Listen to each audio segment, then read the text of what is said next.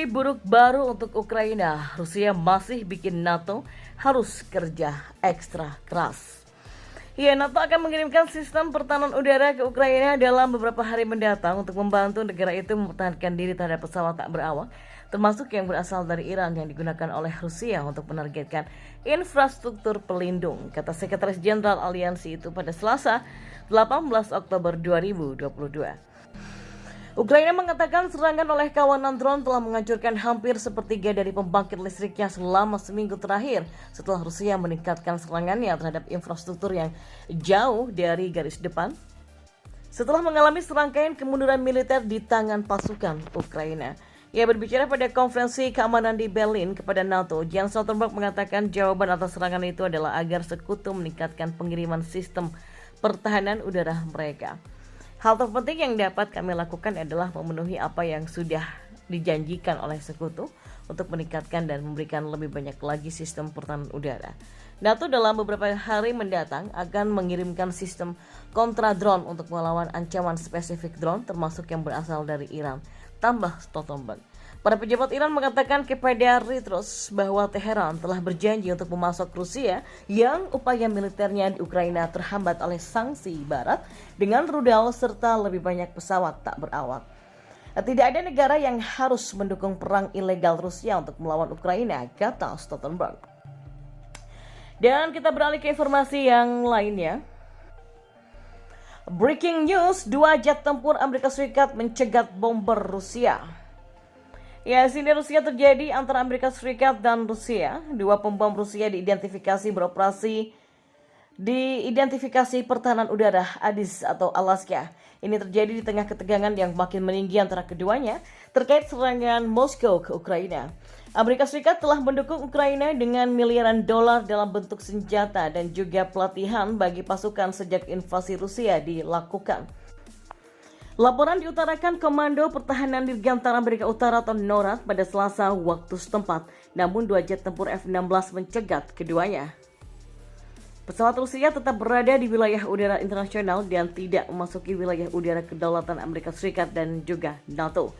NORAD secara rutin memantau pergerakan pesawat asing yang jika perlu mengawal mereka dari Adis, ujarnya. Adis adalah perimeter di mana lalu lintas udara dipantau di luar batas wilayah udara nasional untuk memberikan waktu reaksi tambahan jika terjadi tindakan permusuhan. Namun NORAD menyarankan bomber Rusia itu bukan ancaman. Mengutip dari CBS, Rusia sendiri diketahui mengadakan latihan nuklir tahunan sekitar tahun ini. Dan meskipun tidak jelas apakah kehadiran para pembom itu terkait dengan latihan tersebut, insiden ini bukan yang pertama. Sebelumnya di September, NORAD juga mengatakan pihaknya melacak pesawat patroli maritim Rusia dan di Agustus kemarin melaporkan 3 insiden serupa. Ya, 1.100 kota desa Ukraina mati lampu imbas dari bombardir Rusia. Ya, lebih dari 1.100 kota dan desa di seluruh Ukraina gelap gulita selama 10 hari terakhir setelah Rusia memborbardir fasilitas listrik dan energi di seluruh negeri. Jubir layanan darat Ukraina yaitu Alexander Korunchi mengatakan dalam 10 hari terakhir Rusia telah melakukan sekitar 190 serangan massal dengan rudal, drone kamikaze dan juga artileri ke 16 wilayah Ukraina termasuk di ibu kota Kiev.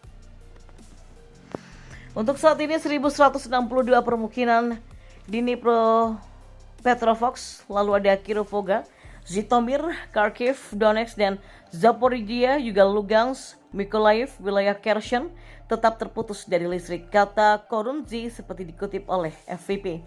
Akibat berbagai serangan itu lebih dari 70 orang tewas dan 240 terluka menurut standaristik yang diberikan selama pengarahan. Serangan Rusia juga merusak setidaknya 380 bangunan termasuk fasilitas infrastruktur penting, khususnya fasilitas energi dan juga fasilitas sipil. Lalu ada rumah pribadi dan juga bangunan tempat tinggal yang bertingkat tinggi, kata Korunji. Sekitar 140 bangunan tempat tinggal telah dihantam pada 7 Oktober, katanya.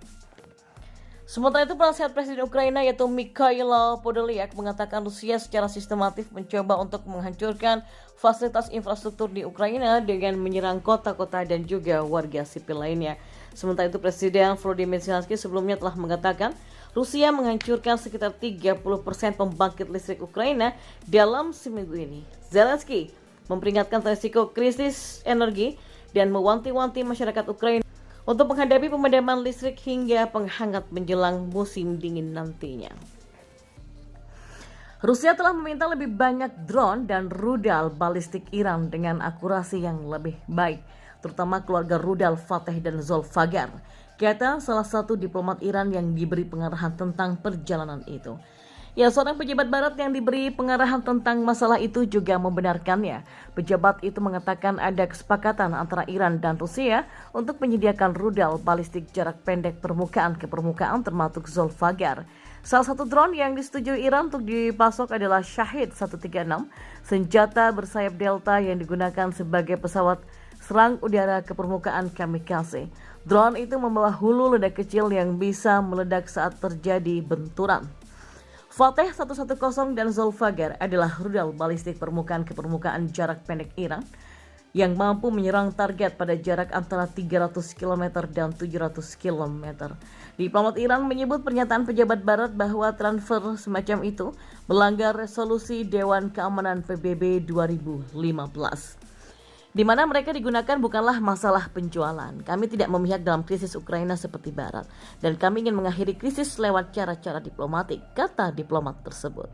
Ukraina telah melaporkan serentetan serangan Rusia yang menggunakan drone Shahid 136 buatan Iran dan beberapa pekan terakhir, Kementerian Luar Negeri Iran pada hari Selasa menepis laporan yang tidak berdasar tentang Iran yang memasok drone dan senjata lainnya ke Rusia untuk digunakan di Ukraina. Sementara Kremlin pada hari Selasa membantah pasukannya telah menggunakan drone Iran untuk menyerang Ukraina. Ditanya apakah Rusia telah menggunakan drone Iran dalam kampanyenya di Ukraina, jubir Kremlin Dmitry Peskov mengatakan Kremlin tidak memiliki informasi tentang penggunaannya.